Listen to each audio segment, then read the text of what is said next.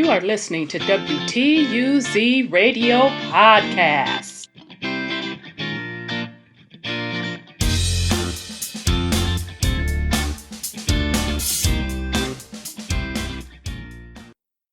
Welcome to WTUZ Radio Podcast. I am your host, Rhonda. And today's podcast, it is a follow-up on the live from last Thursday from the Truth Uncompromised show, and we had technical difficulties, so I had to chop the live up.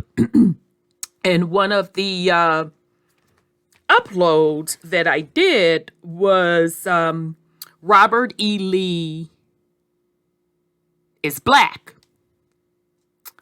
Now, shout out to the YouTube channel because I got this information from the YouTube channel straight up. So shout out to Straight Up. It's much appreciated. In that particular live and video, I mistaken your heritage as being Caucasian. I apologize. It is not. Nonetheless, still does not negate what I said, and I meant what I said. Much respect to you for putting out this information. So as I suspected, and I'm sure you get the same as well, some people still don't want to believe it is what it is. So I just wanted to come back and do an update, not only on Robert E. Lee, to just reiterate the information that Straight Up put out with his applicable receipts. Because when I did the upload, the re-upload, I didn't have his video source displaying. So I'm just real quick going to show his video source, and then I literally pulled his source, which anybody else can do as well. He literally gave us the source, and you can literally go and pull this information yourself. I did it. Okay? So much respect to Straight Up. I'm just going to play a snippet of this, and then I'm going to go into the actual record, the source that he provided. It is available for you to go pull it for yourself. I'm going to go into that. And then an additional information that was sent to me. Shout out to Brother David. Shout out to you, Brother David. He sent me additional information as well regarding Robert E. Lee. So we're going to go into that as well. And then, of course, I have some bonus material that I'm going to, once again, show pictures of those Black Confederate soldiers. So this podcast is Robert E. Lee is Still Black and the Black Confederate Soldiers. So again, shout out to Straight Up. This particular video, please go over and check him out. Subscribe to his channel. He has great work. This particular video is called The Black Confederacy. All right. So let's just do this again, and then we're going to get into the actual source that Straight Up provided. So once again, I'm reiterating, anyone can go pull this source. So for this gentleman, and I say that loosely, we go to the United States of America Congressional Record. It's titled Proceedings and Debate of the 90th Congress, Second Session, Volume 114, Part 7, March 28th, 1968 to April 9th, 1968, by the Government Printing Office, Washington. Okay, so why did I read you that long title? I read it to you because this is the Congressional Record, an excellent primary source, and they are discussing Robert E. Lee's family line. So on page 8727, they are speaking about Richard Lee, who was the first Lee in America. He was the sixth generation ancestor of Robert E. Lee. Now, turning the page to 8728, it goes on to read, Richard's descendants prospered through the following century until the time of the Revolution. There were no more illustrious names in the annals of the new republic than the Lees, except that of Washington himself. Okay, so I'm going to stop there because I'm going to go into the actual record. You know, the source that he gave, yeah, you can literally pull that yourself. So again, shout out to Straight Up. Please check out this video in its entirety. It is excellent work. This is called the Black Southern Confederacy. So let me go to the actual record. Okay, so as you can see, literally the same thing. Let me make sure I'm still displaying. Yes, I am. So he started to read this. Richard's descendant prospered through the following century until by the time of the Revolution, there was no more illustrious name in the annals of the new republic than the Lees, except that of Washington himself. Such Lees as Richard Henry, Arthur, Thomas, William, Francis, and Lightfoot were men of station, ability, wealth, and integrity. 2 were signers of the Declaration of Independence. The list of members of Congress, governors of Virginia, and the holders of public office was endless. Young Robert E. Lee grew up in the midst of this tradition. Okay? Robert E. Lee decided on a military career at a very early age. In fact, as a young boy, he decided he would go to West Point. He finally ended up there when he was 18 in 1825. When he entered West Point, he had brown hair, a dark complexion, gray eyes. He was 5'10" and weighed 180 pounds. Okay, so again, a dark complexion. All right. Robert E. Lee was the son of Henry Light Horse Harry Lee of Revolutionary War renown. Okay, so they're giving you his lineage. All right. So his father, Henry, known as Light Horse Henry, was in the Revolutionary War. It was he who coined the patriotic phrase with reference to Washington. First in war, first in peace, first in the heart of the countrymen. For all his renown in the military, Light Horse Harry led a rather prolific life. He spent 2 fortunes. He spent one he inherited from his own parents, and then he spent the fortune from his second wife, Ann Carter. Ann Carter's father had to set up a trust for the 4 children of Light Horse Harry Lee and Ann Carter to keep Light Horse from spending every single nickel he left to his daughter. Robert E. Lee was the son of Light Horse Harry Lee by second marriage, so Lee had a number of half-brothers and sisters. All right, so it's just going to go into Lee's old man or his father with getting his gambling on. And we're going to skip over that. Now, this is the part I wanted us to go into.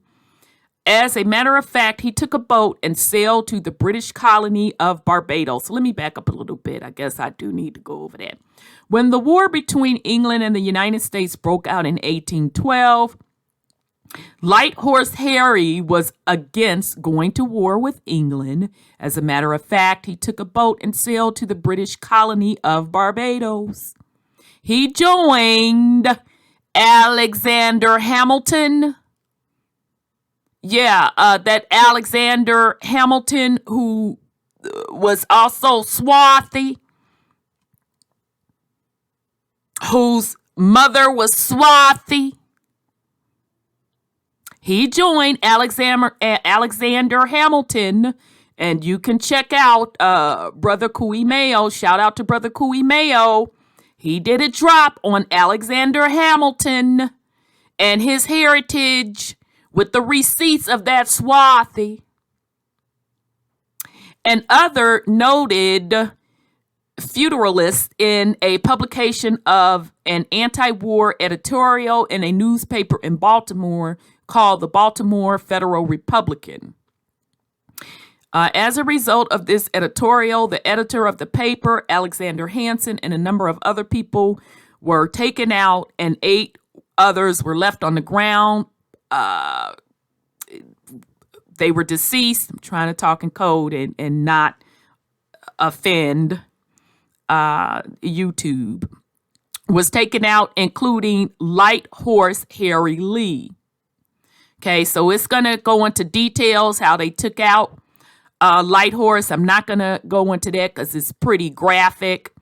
And bear with me. I'm just trying to get to a point so we could go into some other information.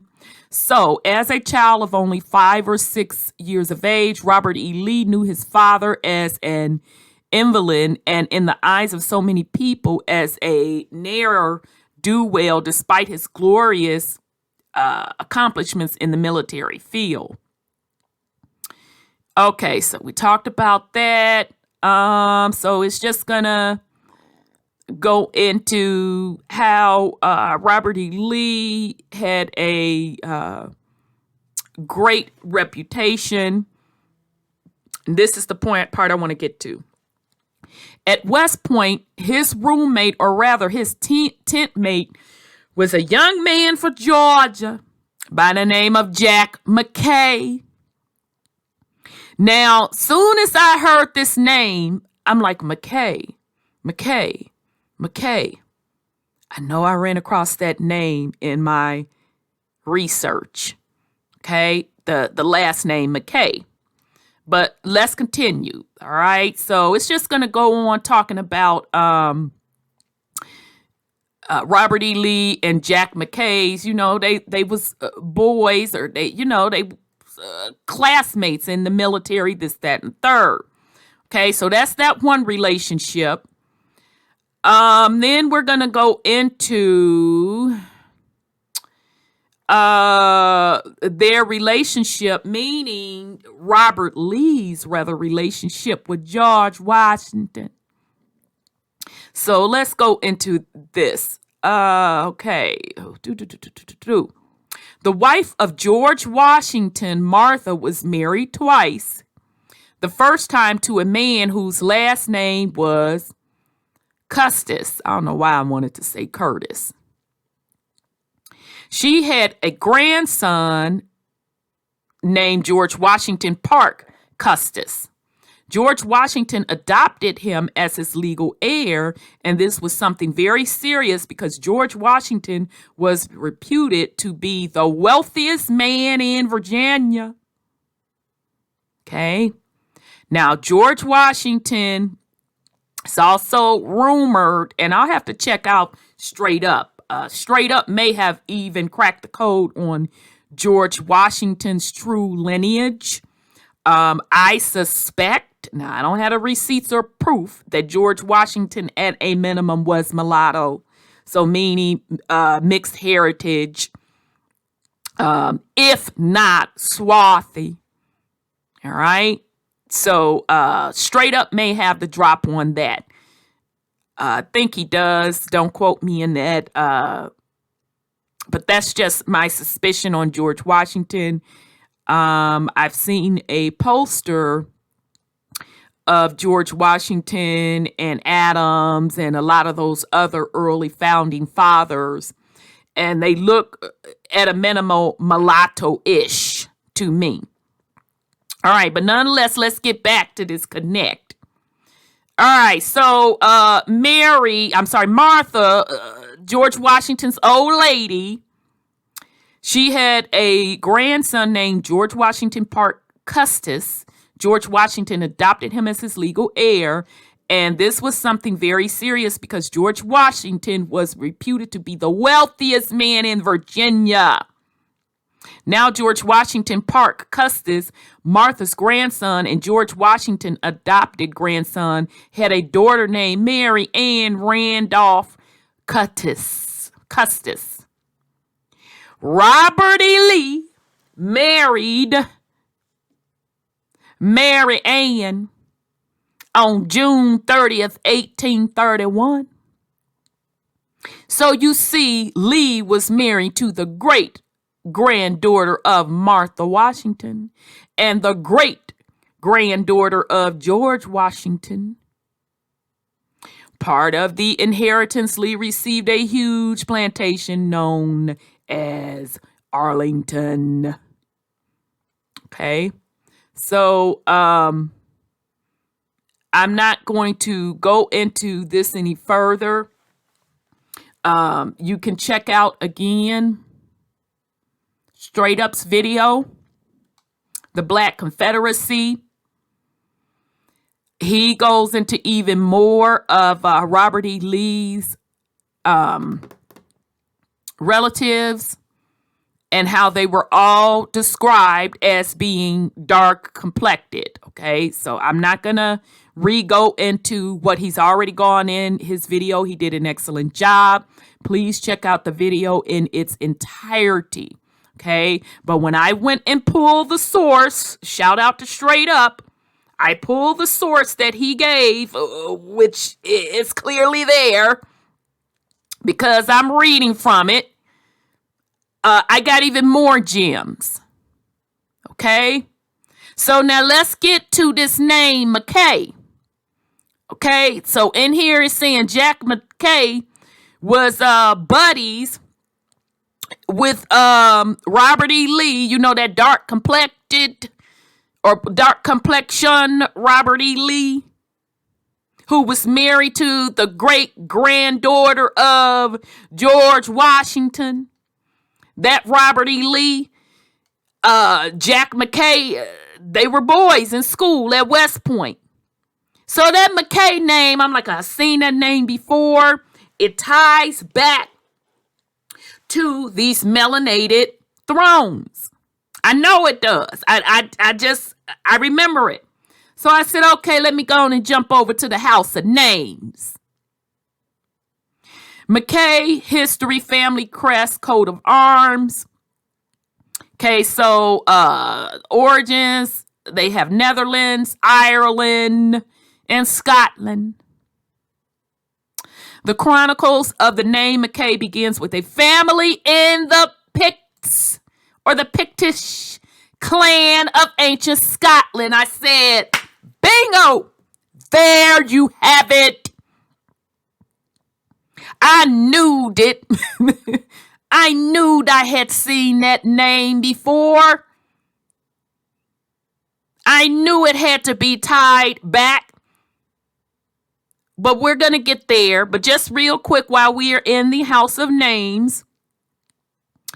It is giving you the various spellings. So you McKays, anyone melanated with the last name McKay, here you go.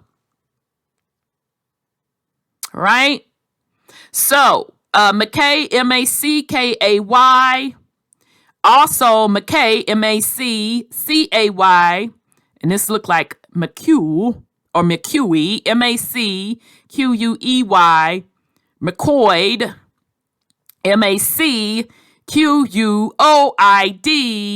McCaw, M-A-C-K-A-Y. McKay, spelled both ways, M-A-C-K-Y, M-A-C-K-Y-E, McCoy. So McCoy, M-A-C-C-O-Y, is a derivative of McKay. McCoy also, M-C-C-O-Y, is a derivative of McKay. Okay. So some of the early notables of the McKay family, Hugh McKay was a Scottish general, major general commanding in chief in Scotland in 1689. Okay, tells what battle he was in.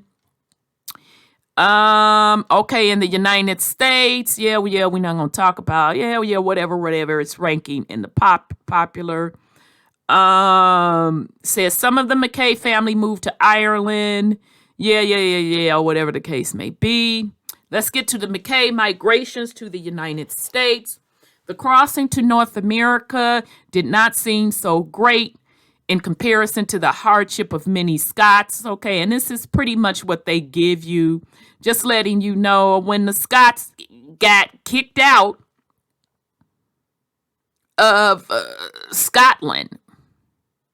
All right, so we know the story. They got kicked out.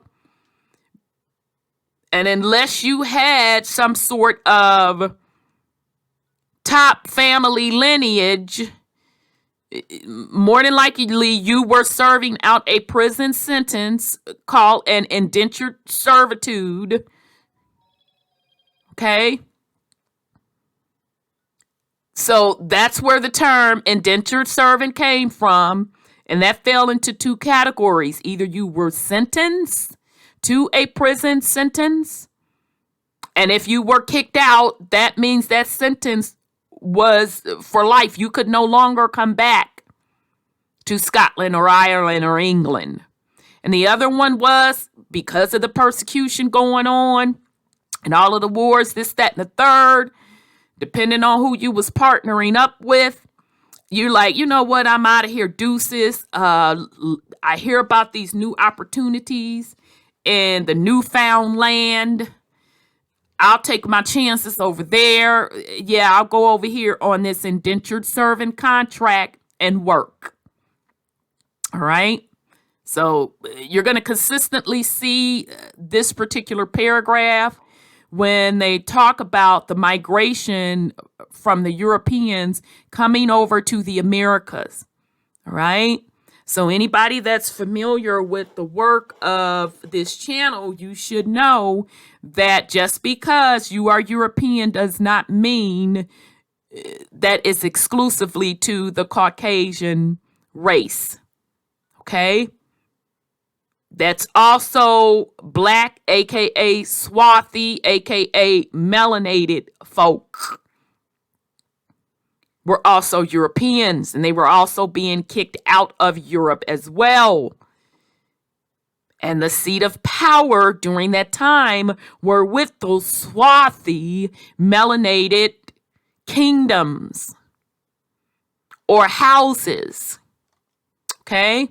So just real quick, it's saying, giving you some of the names of folk, of the McKays, and kind of when they started coming over to the United States. So Hugh, James, John, Robert, Duncan, and you can see those are all in the 1600s. And then you had some more come over in the 1700s. Okay. And then some more in the 1800s. Okay. All right. And then some also went to Canada. All right. Which is still a part of the Americas, but you know what I'm trying to say there. Okay. So I'm just giving you the rundown from the McKay name. Okay. Giving you a little bit of history. So here's where I remember seeing. So again, this is from the Negro rulers of Scotland and the British Isles by Dr. John L. Johnson. Okay. Again, this is from the book, The Negro Rulers of Scotland and the British Isles by Dr. John L. Johnson. So shout out to Sis Brooklyn Bougie or Bougie for giving me this source, and we're literally doing a series on it. That's where I remember seeing this McKay name, okay? So, remember the McKays, what's bringing me here, just to refresh your memory, because it says what? The chronicle of the name McKay begins with a family in the Pitts, or the Pittish clans of ancient Scotland. So let's jump over to the Negro rulers of Scotland and the British Isles. Okay.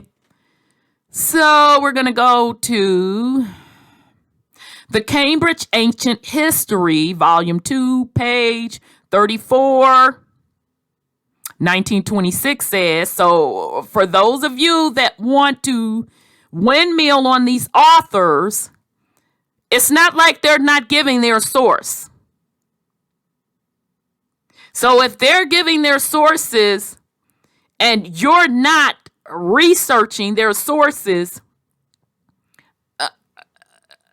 whose fault is that? He's clearly giving a source here. The ancient Pits of Scotland is said to be the ancestors of a small black race in Scotland.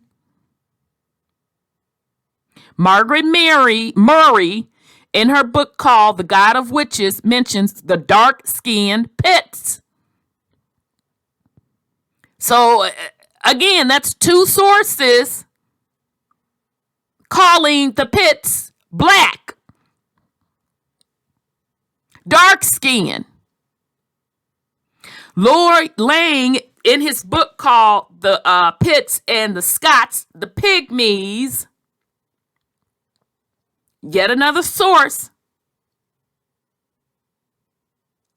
And Skyard, Historia Norwegius, speaks of an ancient dark-complected. There go that dark-complected. There go that dark-complected again. Speaks of an ancient dark-complexioned pygmy people of Scotland. So, how many sources is that? 1, 2, 3, 4. 4 sources, four separate sources describing the Pits as what? Dark-skinned, dark complexion. Describing them as the Pygmies, the pygmy people of Scotland. So not only do we have an account of Robert E. Lee in the congressional records, not what Rhonda says, not what the brother is saying here, and not what Straight Up is saying, in the congressional records describing Robert E. Lee as dark complexion, It also describes his boy who he kicked it with at West Point as a McKay. And when you look up the origins of the name McKay, it's from the what? The who clan? The Pits. And the Pits ties back to what now? What they tie back to? The ancient Pits of Scotland is said to be the ancestors of a small black race in Scotland. Okay. All right. So just this one little part, and then we're going to move on. It says, there were several phenomenal rulers within Europe long before the rise of Scotland, England, Wales, and Ireland. And y'all remember I did the drop on the Princess Skoda, so meaning Scotland was named after her. He even dropped it in his book as well. The Egyptian Princess Skoda. Yeah, remember I did a drop on that? And I said it was a theory. I didn't know for sure. But he drops it in his book again. All right. So just pointing that out, although that's not what this is about. Okay, so supposedly the name Scotland is coming from the Egyptian Princess Skoda. All right. But that was a separate drop. Okay, so the African Moorish Negro king Dardanus ruled Troy from BC to 240. The story of the Pitt's King Arthur and his round table of 150 black knights were all about black men and his daring Negro army. The story of the who? So you mean to tell me King Arthur was a Pitt? Oh. Okay then. Okay. So once again, you have a description of Robert E. Lee in congressional records as being dark complected. They give the account of his running buddy, his classmate, his ace at West Point with the name of McKay. And we look at the origins of the name McKay. Oh, and let's not forget that, he married George Washington's great-granddaughter. Robert E. Lee did. And so his running buddy McKay, we look at the origins of that name. That's a name tied to the Pitts clan of ancient Scotland. Those Pitts that were described as dark-skinned.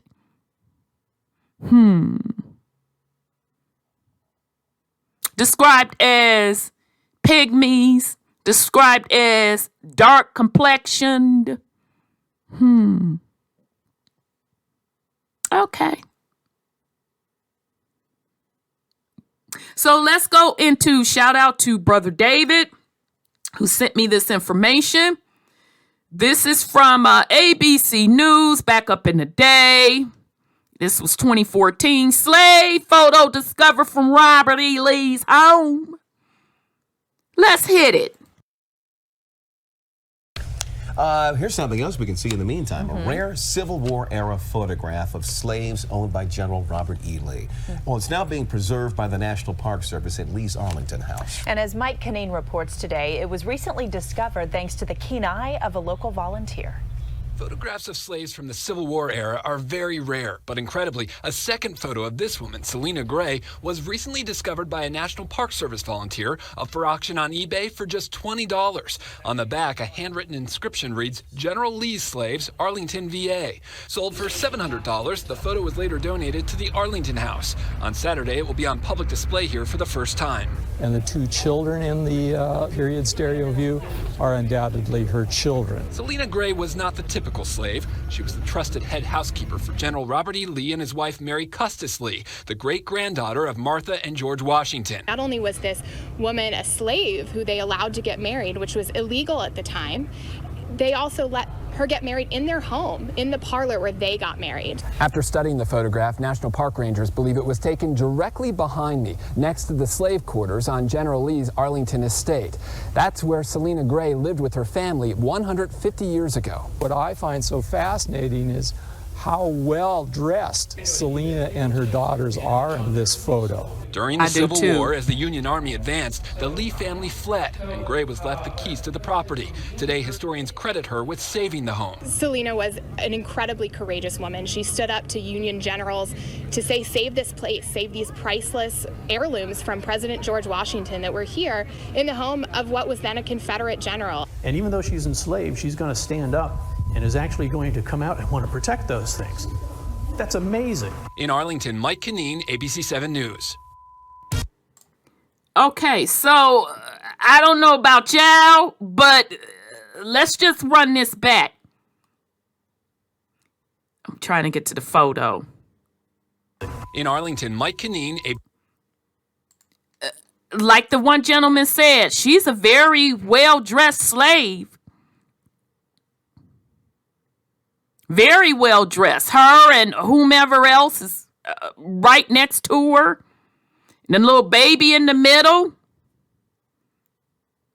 They pretty well dressed to me. And she was given the responsibility of holding down the house. A second photo of this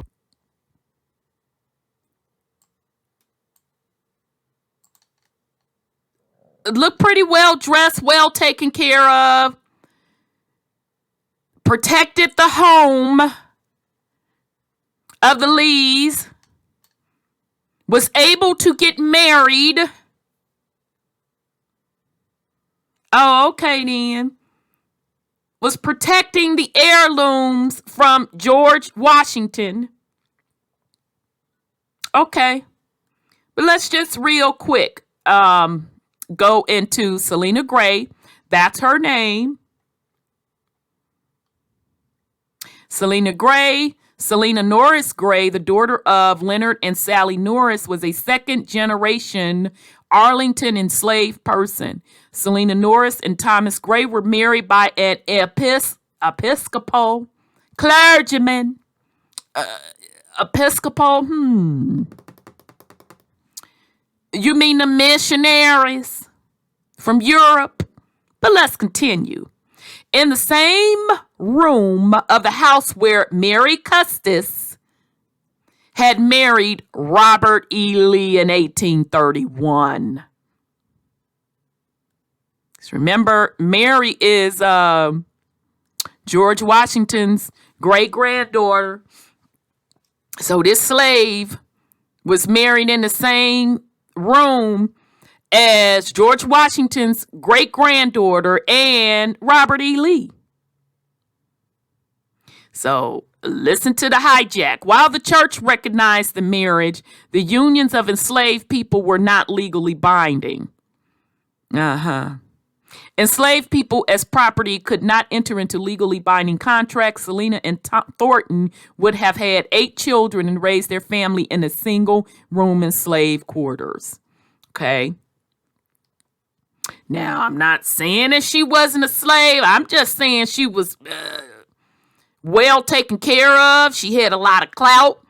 She was trusted. She was even trusted to the point of holding down the house and protecting the family heirlooms. I'm not saying she a slave, but it seems to me kind of an indentured servant relationship at a minimum. So Selena was the personal maid of Mrs. Robert E. Lee. In 1861, under the threat of Union occupation, the Lee family evacuated Arlington, and Mrs. Lee entrusted the household keys, symbolizing that responsibility of the family's material possessions was left to Selena Gray. Now, I don't know about y'all, but only my blood sister got the keys and the codes to my crib and my vehicles. So, okay. Locked away inside Arlington House were many of the Washington's treasures. These pieces were cherished family heirlooms that had once belonged to Mrs. Lee's great-grandmother, Martha Custis Washington, and President George Washington. The United States Army assumed control of the Arlington estate on May 24, 1861. Later, U.S. Army officers occupied the house. When Mrs. Gray discovered some of the treasures had been stolen, she confronted the soldiers and ordered them to not touch any of Miss Lee's things. So, this slave, not only was she well taken care of, she was well loved by her quote, quote, slave masters. She protected it to the point where she told them, I know you done stole their stuff. Where they do that at?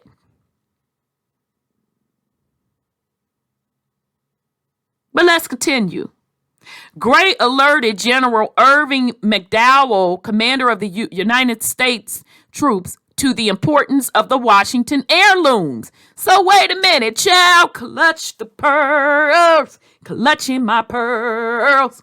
You mean a black woman / melanated woman secured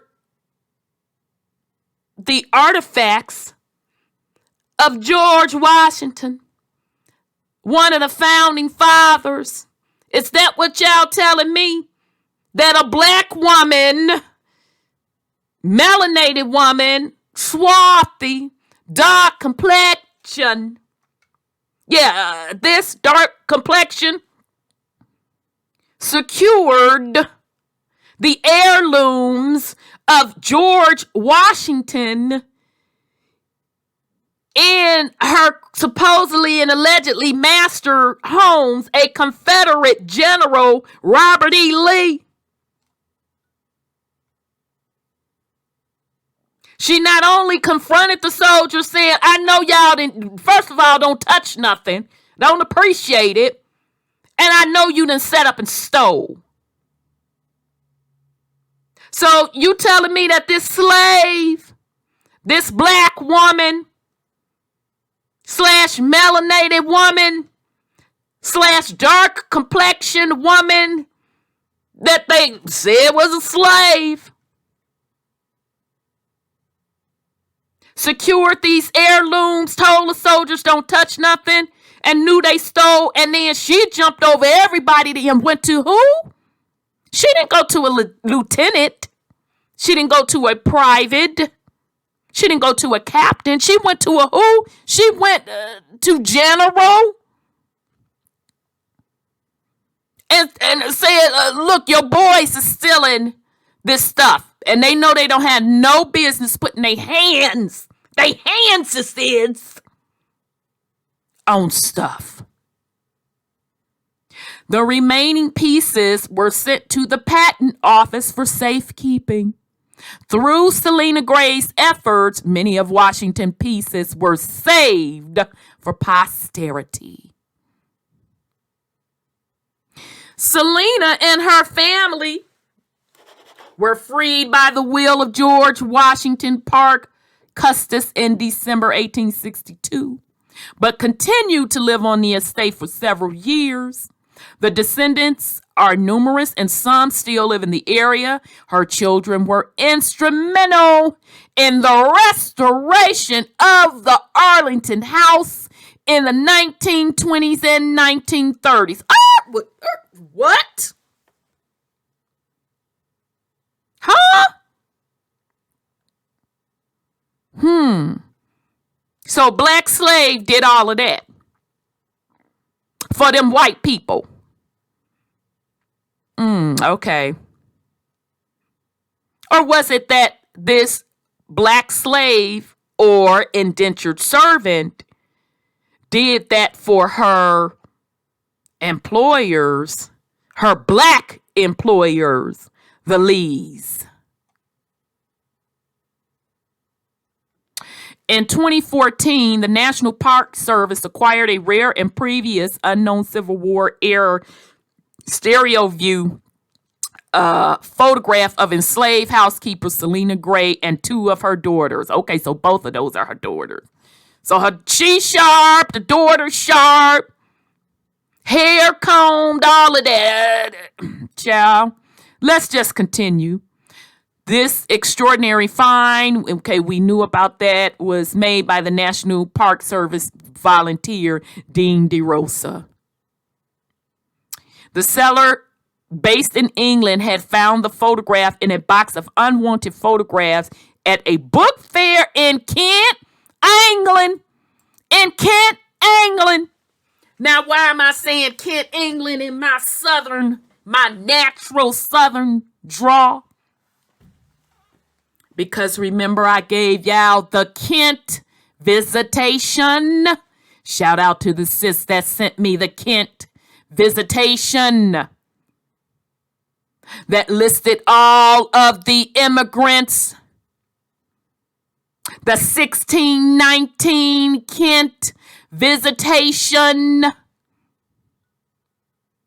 And I told y'all that 1619 slave project that they're talking about, that they are a liar.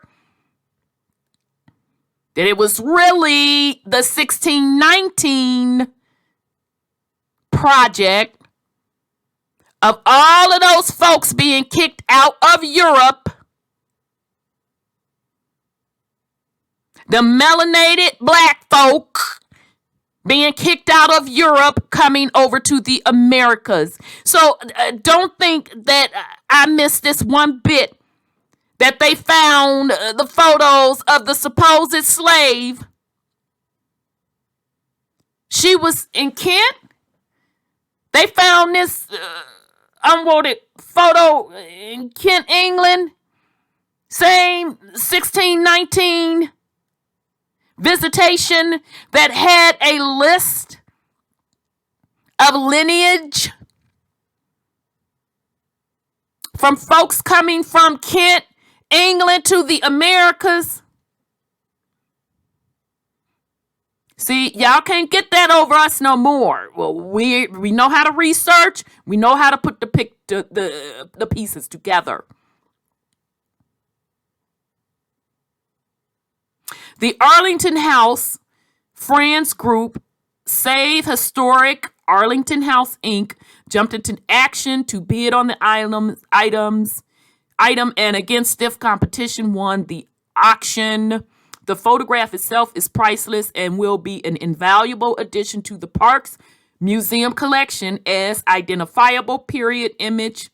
And again, I can't vouch that she was enslaved, because she was just too cool with the Lees.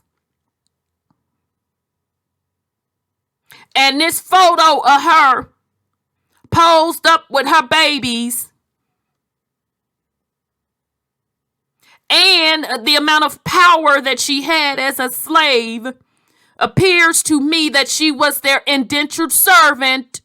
She was their indentured servant. And she came over with them from England, from Europe.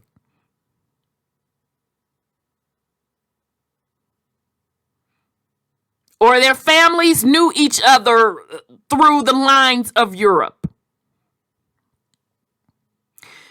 Only one other Civil War period picture taken on the site at Arlington's house of an enslaved person owned by the Cuttis and Lee family has ever been known to exist prior to this discovery, and that person is unidentified.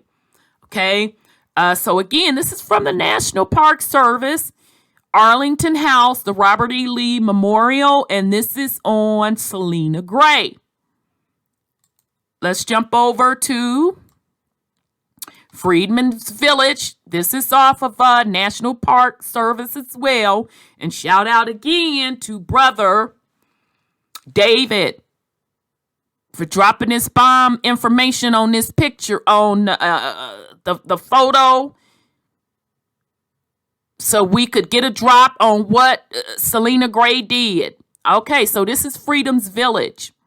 On April 16th, 1862, Congress passed legislation freeing all enslaved people in the District of Columbia. African Americans from Virginia and elsewhere flocked to the city in search of work and shelter. Already struggling to meet the needs of their impoverished residents by the fall of 1862, the modest freedmen camps, which the government had erected in the city, were overwhelmed after President Lincoln issued the Emancipation Proclamation, freeing all enslaved people in the Confederate States on January 1st, 1863. Okay, so I didn't want to go into all of this. I just wanted you to kind of just get a gist of Freedmen's Village, because I had never heard of it.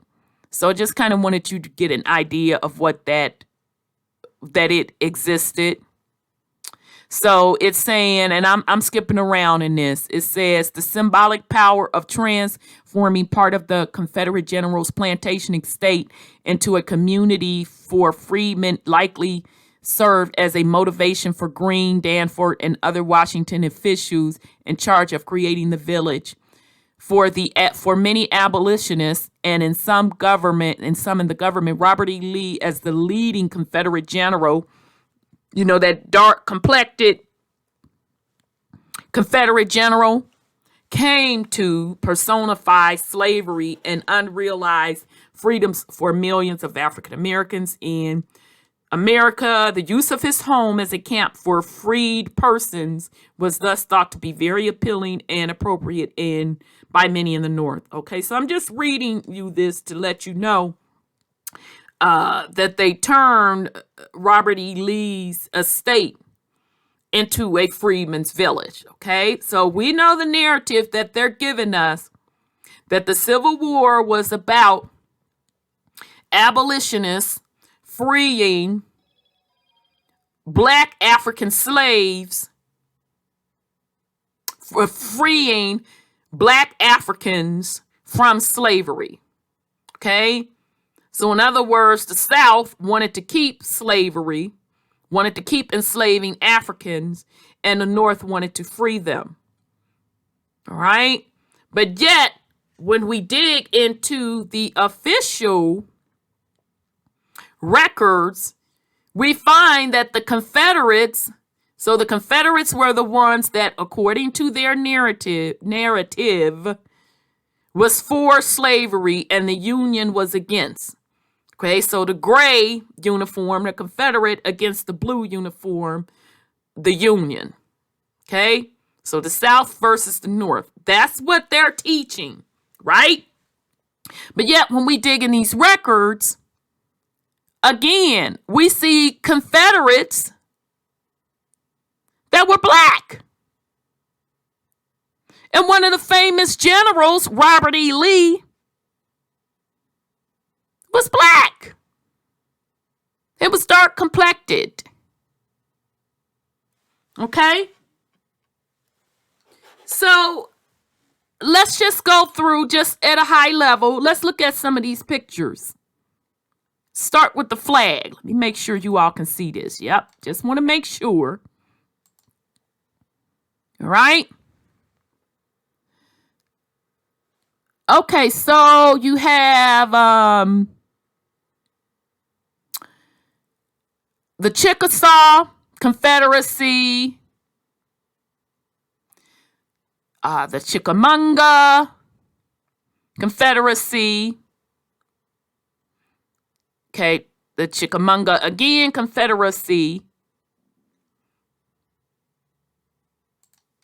And we'll blow this one up.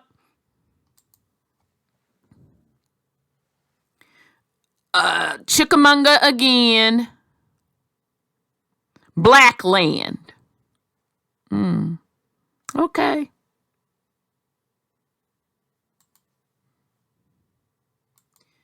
If the Civil War was about white people from the South wanting to keep Black people enslaved, then why is this old man standing with a group of white women and he's in a Confederate uniform, medaled up to the hilt with a Confederate flag in his hand? If the Civil War was about white people wanting to keep Black people enslaved, then what is this picture of this Black Confederate soldier in a Confederate soldier's outfit, and he posed for this? And he cleaned up his suit and everything for this baby in front of a Confederate flag. Oh, okay then. So there you have it, family. What they are telling us, once again, is what they want to teach you, but that's not what the official records say. It's not what the official records say. Official records state that Robert E. Lee, and this is a congressional record.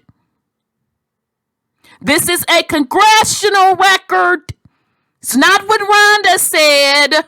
It's not what Straight Up said. This is a congressional record. When he entered, we're talking about Robert E. Lee. When he entered West Point, he had brown hair, a dark complexion.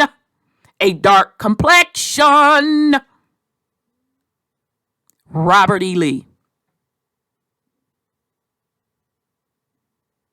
who married George Washington's great-granddaughter, whose wife, let us suppose it, an alleged slave, Selena Gray, turned over the keys to the house and gave her the responsibility. This dark complexion, Selena Gray, Mrs. Lee turned over the house with the family's material possessions and heirlooms for her to look after. And not only did she look after him, she even defended him and made General Irvine McDowell get the stolen heirlooms back. And then all of them were sent to the patent office. Selena Gray, the supposed and alleged slave of the Lees, she was dressed nice. Those are her two daughters. Their hair combed and all of that.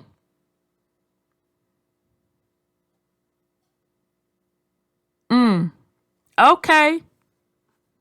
And this photo, it was found at a fair in Kent, England. Oh, the same Kent, England that they have documented on record, called the 1619 Visitation of those lineages coming from Kent, England. And I told you all those are the lineages of the Black Europeans. Okay. So there you have it, family. Again, Robert E. Lee was Black. And so were a lot of those Confederate soldiers. They were Black also. And I will be including in this particular video at the end bonus material of more Black Confederate soldiers. Okay. So shout out again to Straight Up, the Black Confederacy. So go over, subscribe to his YouTube channel and check out this video in its entirety. He also goes through more descriptions of Black Confederate soldiers. All right. And so thank you, Brother David, for this additional supplemental material, giving us Selena Gray's information. We appreciate that also. So thank you, Brother David, for that. Okay. So if you are not subscribed to us, I highly encourage you to subscribe, like, and share. I hope you got some value out of this, fam. And I hope this is once again reiterating the importance of you to do your research and get into the actual records. Because the information is there. Okay? You just have to dig to get it. All right? So I hope you all got some value out of this. I wish everyone well on this Tuesday. This is Rhonda with WTUZ Radio Podcast. Peace and love, family.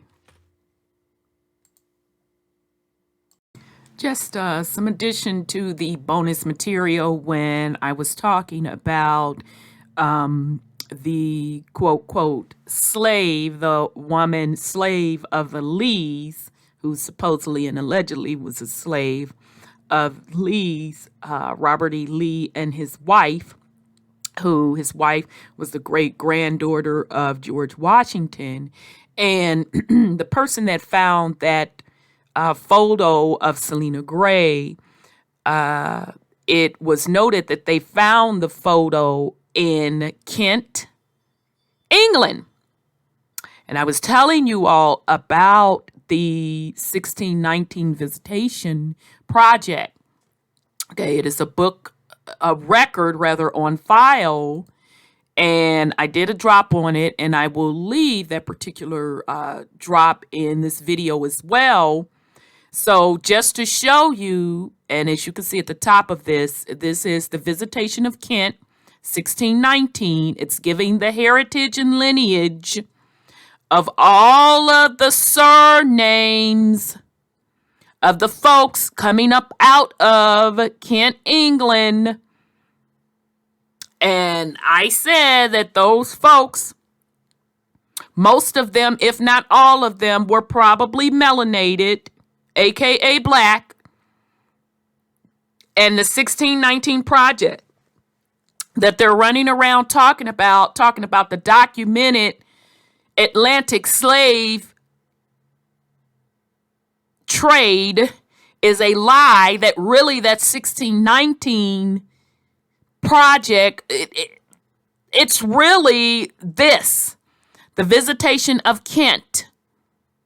And again, it lists all the surnames. And what do we have here? Is that not the Lee? Is that not the Lee surname from Kent, England? Okay, so just wanted to put this in there as well, because remember that photo of Selena Gray, and hopefully I didn't shut it down. Let's just bring that back up again. This photo of Selena Gray, the slave of the Lees, that's what they said, was found in unwanted photographs at a book fair in Kent, England. Okay? And here in the Visitation of Kent, 1619, giving the heritage of the Europeans from England that came over to the Americas. Who's on this list of surnames? The Lees. Okay, so I just wanted to put this in here for added bonus material. So thanks much. Peace and love.